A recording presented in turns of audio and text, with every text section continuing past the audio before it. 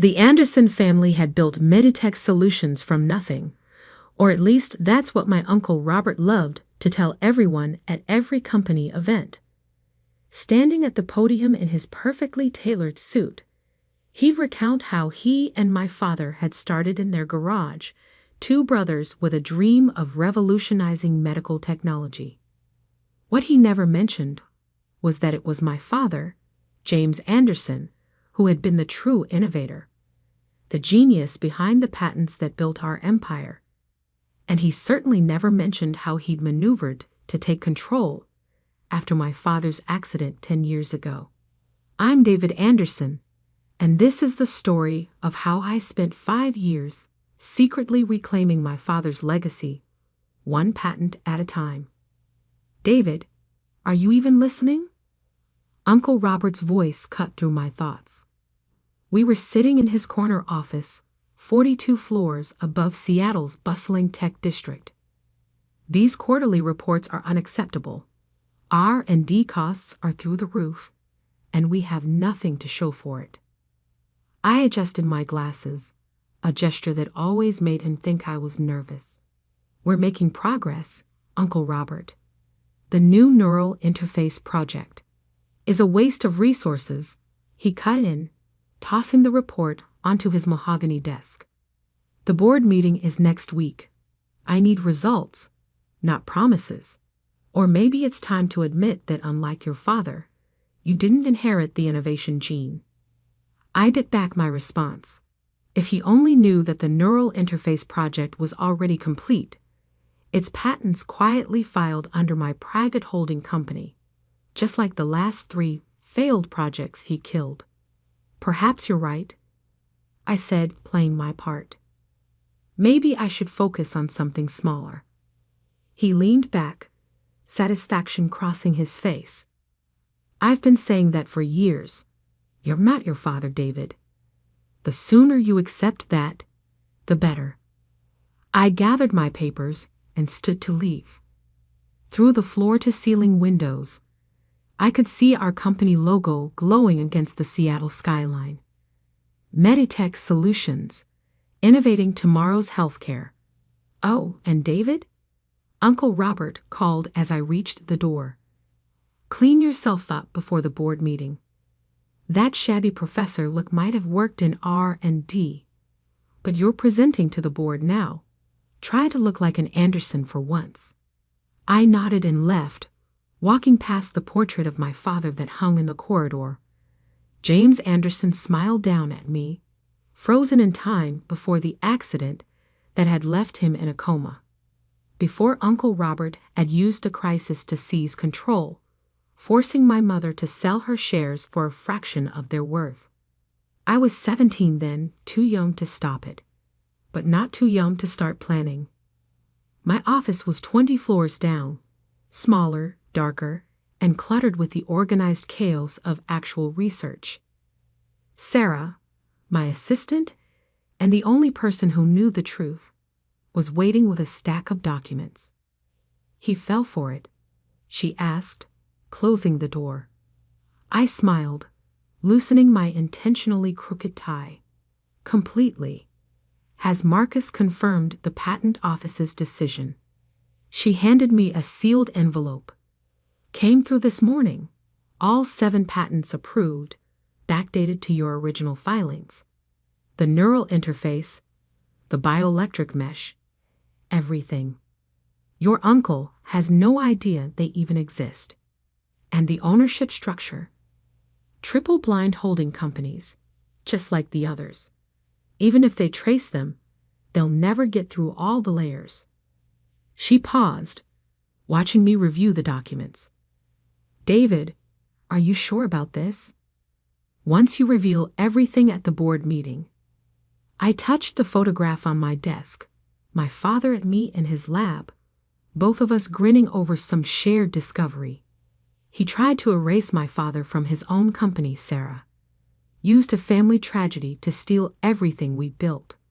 And now, he has the nerve to tell me I'm not good enough to be an Anderson? While you've secretly developed more groundbreaking patents in 5 years than the company has in the last 10, she finished. I know. Be careful. Men like your uncle don't lose gracefully. I locked the patents in my safe and turned to my computer, checking the special email account I used to communicate with my father's old friend, Judge William Morrison. The reply I'd been waiting for had finally arrived. Medical proxy transfer approved. You now have full legal authority regarding your father's care. Another piece falling into place. Uncle Robert had arranged for my father's care at a private facility, maintaining control over both his medical decisions and his remaining patents. He'd never expected me to spend years building relationships with the hospital board, documenting every neglectful decision, every missed treatment opportunity. Sarah was still watching me, concern evident in her expression.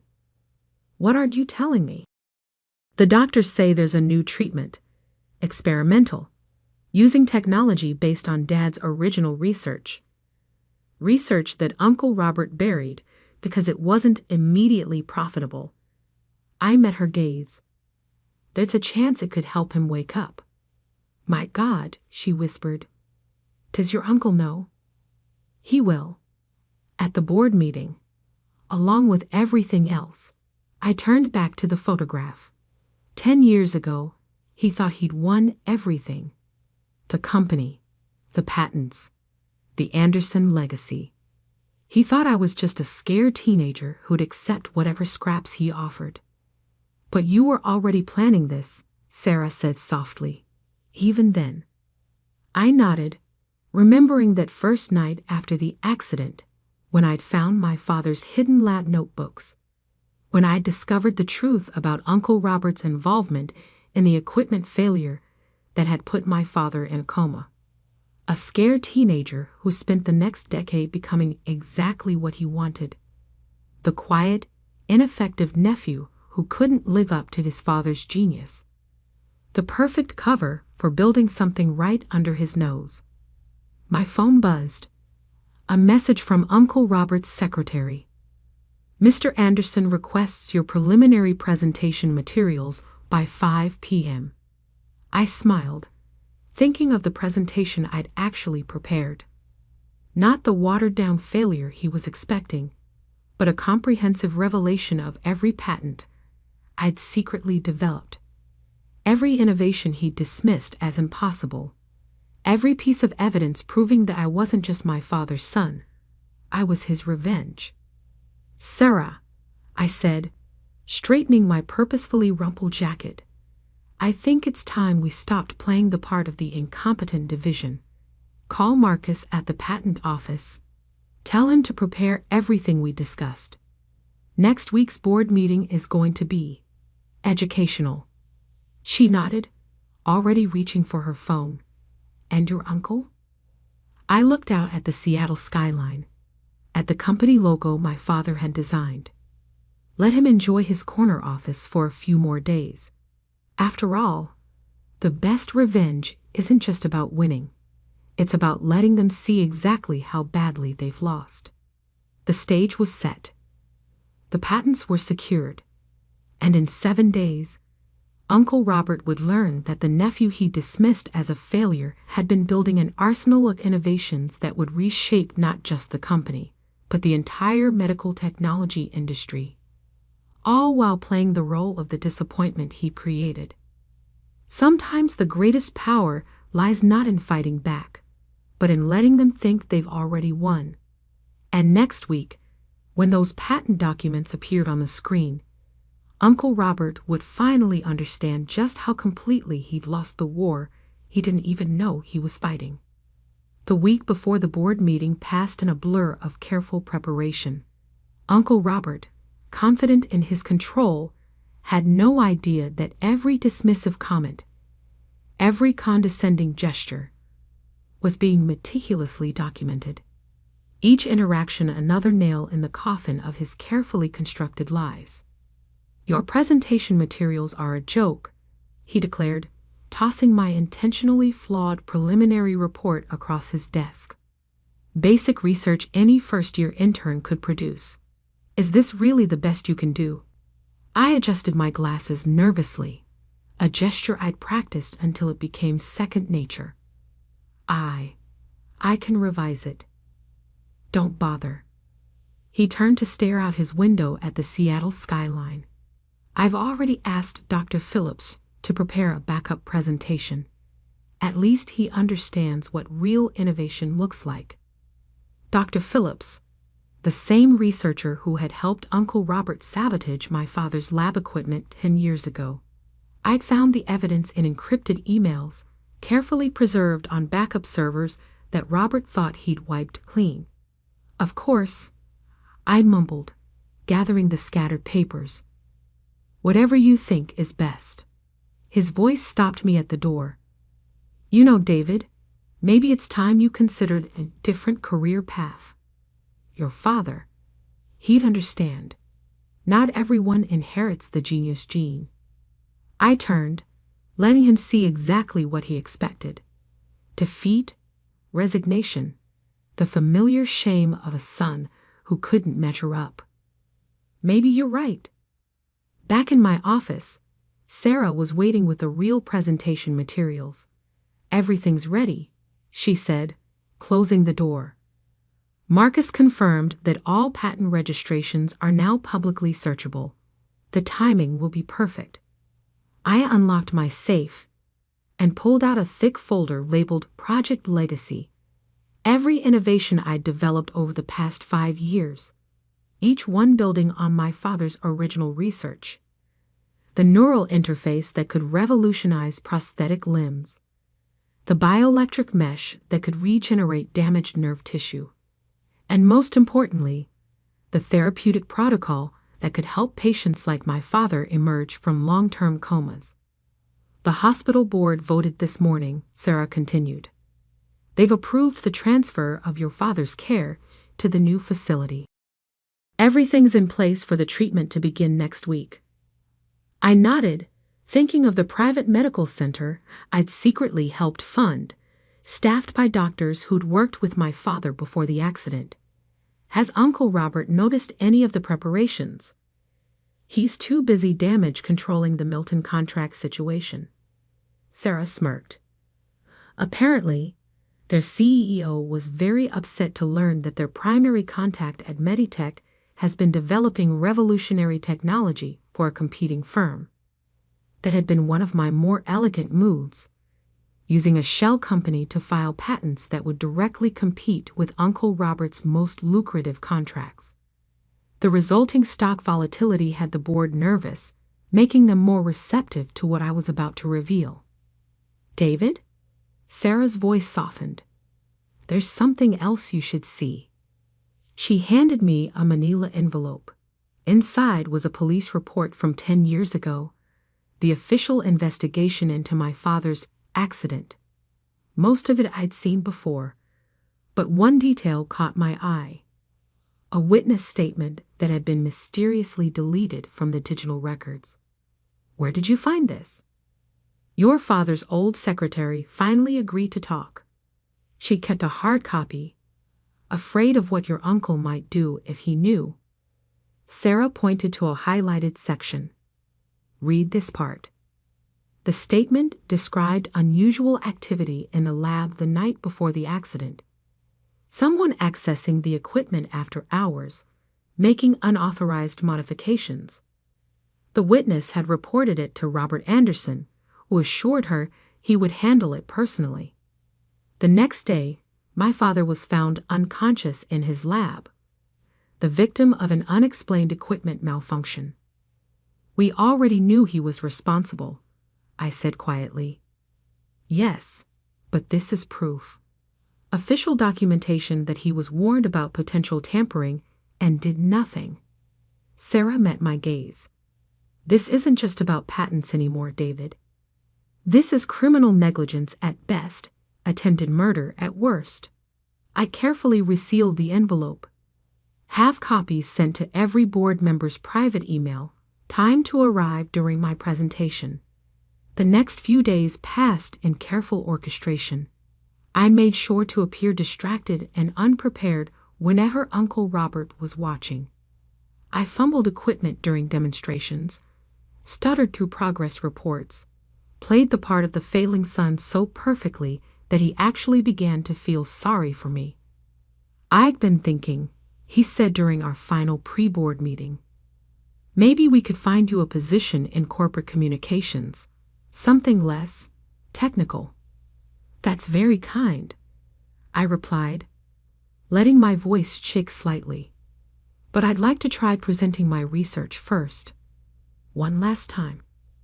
He sighed paternally. "If you insist, just try not to embarrass yourself too badly, for your father's sake."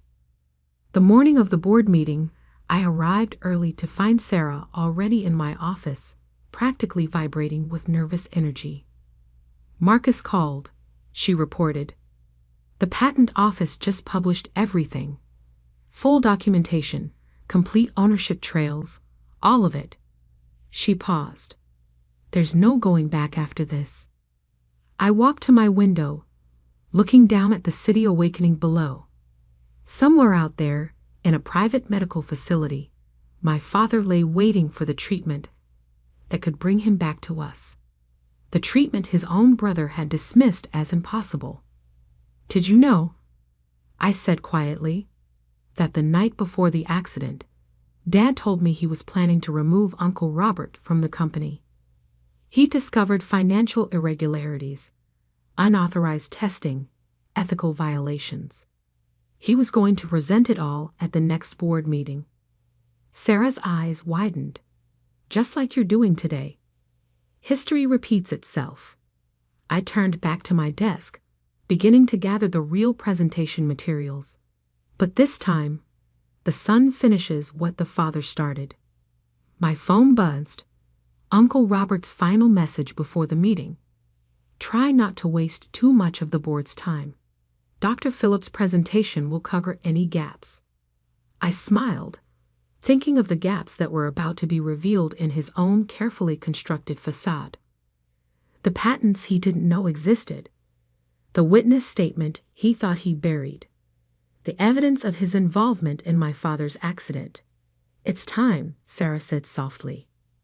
I straightened my tie, no more intentional sloppiness, and picked up my presentation materials. "Uncle Robert wanted me to be a failure," I said. "He spent 10 years convincing everyone that I couldn't live up to my father's legacy. And instead, I surpassed it. Built something bigger than he could imagine." Right under his nose. I headed for the door. Let's go show him exactly what the Anderson genius gene can do. The boardroom awaited, and with it, a reckoning 10 years in the making.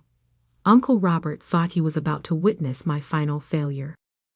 Instead, he was about to learn that sometimes the greatest innovations aren't just technological.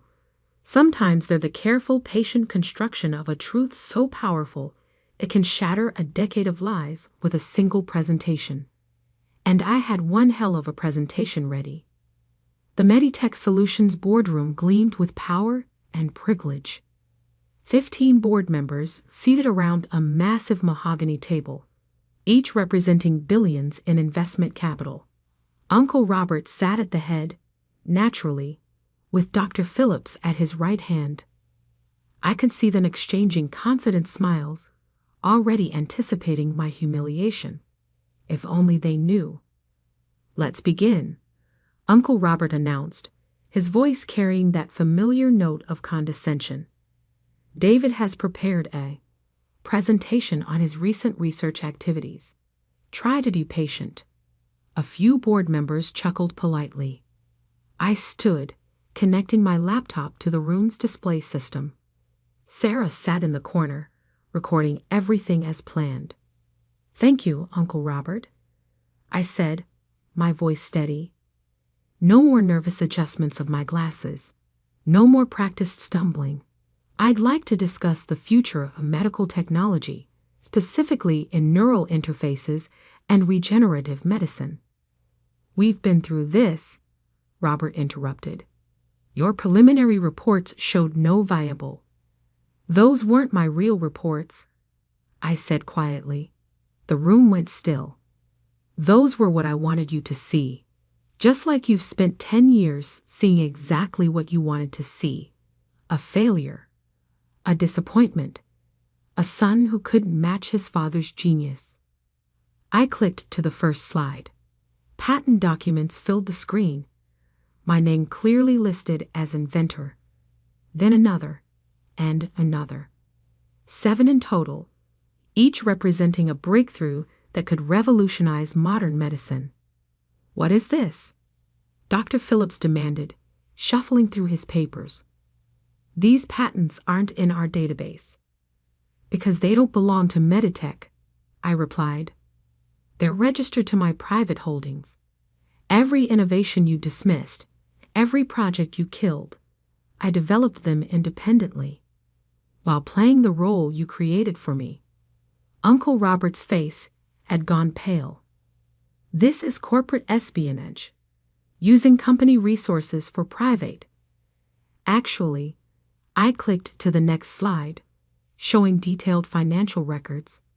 Everything was developed using my own resources. Resources I've been accumulating since I was 17, since the day of my father's accident. The boardroom erupted in whispers. I saw several members checking their phones, no doubt finding the email Sarah had timed to arrive at exactly this moment. The neural interface you called impossible? I continued, my voice gaining strength. It's already in clinical trials. The regenerative mesh you said would never work. 3 major hospitals are preparing to adopt it. And the coma recovery protocol you dismissed as fantasy. I turned directly to my uncle. That begins testing next week, on Dad. Robert shot to his feet. D is incompetent, fraud must believe, he shouted, desperation creeping into his voice. He's trying to steal my brother's legacy. Your brother's legacy. I opened the final file. Let's talk about that legacy, Uncle Robert. Let's talk about what really happened in Dad's lab 10 years ago. The police report appeared on screen, the witness statement highlighted. Then the encrypted emails between Robert and Dr. Phillips discussing equipment modifications. Financial records showing money transferred to offshore accounts the day before the accident. You see, I addressed the board directly. My father was planning to remove his brother from the company. He discovered ethical violations, unauthorized testing, financial fraud. He was going to present it all at the next board meeting. I paused, letting the parallels sink in. Sound familiar? Dr. Phillips suddenly stood, heading for the door, but 2 security guards, ones I'd personally hired, blocked his exit. 10 years ago, you thought you'd won everything, I told my uncle, who had collapsed back into his chair. The company, the patents, the Anderson legacy. You thought you destroyed one brother and controlled the other. You don't understand, he whispered. I built this company too. I deserved to nearly kill your brother, to steal his son's inheritance, to bury innovations that could help millions, just because they weren't immediately profitable. I shook my head. No, Uncle Robert, you deserved exactly what you're about to get. On cue, the boardroom doors opened. 2 police detectives entered, followed by my father's old secretary, the witness whose statement had been buried a decade ago. Robert Anderson, the lead detective, announced, "You're under arrest for attempted murder, corporate fraud, and criminal conspiracy." As they led my uncle away, I turned back to the board. Ladies and gentlemen, you'll find complete documentation of everything I've presented today in your secure emails, along with my proposal for restructuring Meditech's leadership and implementing these new technologies. One by one they nodded. They were business people, After all, they knew a winning proposition when they saw one.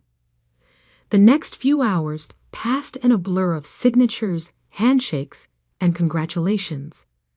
By sunset, I stood in my father's old office, my office now, watching the city lights come alive below. Sarah found me there, holding a fresh stack of papers. The hospital called. They're ready to begin your father's treatment whenever you give the word. I touched the photograph on the desk. Dad and me in his lab, both of us grinning. Schedule it for tomorrow. It's time to bring him home. The media's going crazy, she added. Everyone wants to know how the failed son managed to develop 7 groundbreaking patents while pretending to be incompetent. I smiled, thinking of all the roles we play in life. The failed son, the grieving nephew, the secret genius biding his time. Tell them the truth, I said. Tell them I learned from the best. My father taught me that true innovation isn't about appearance or power. It's about patience, dedication, and the quiet certainty that truth eventually prevails. Later that night, I visited Dad in his new medical facility. The doctors were optimistic about the treatment's potential. Even if he didn't fully recover, they expected him to regain consciousness, to finally learn how his son had protected and avenged his legacy. You were right, Dad, I whispered, holding his hand. The Anderson genius didn't skip a generation. It just learned to work in the shadows, waiting for the right moment to step into the light. In the end, the greatest revenge wasn't just reclaiming the patents or exposing Uncle Robert's crimes. It wasn't even about becoming CEO of the company he tried to steal. The greatest revenge was knowing that somewhere in a prison cell, my uncle was finally understanding the truth. He'd spent 10 years mentoring his own destruction, teaching me exactly how to play the role of the failure while building something far greater than he could imagine. And that was the most innovative thing of all, because sometimes the quietest revolutions are the ones that change everything. Sometimes the greatest power lies not in what you show the world, but in what you keep hidden until exactly the right moment. Just ask Uncle Robert. He has plenty of time to think about it now. As for me, I have a company to run, technologies to develop, and most importantly, a father to help heal. After all, that's the true Anderson legacy, not power or patents or profit, but the relentless pursuit of innovations that can make the world better. One quiet revolution at a time.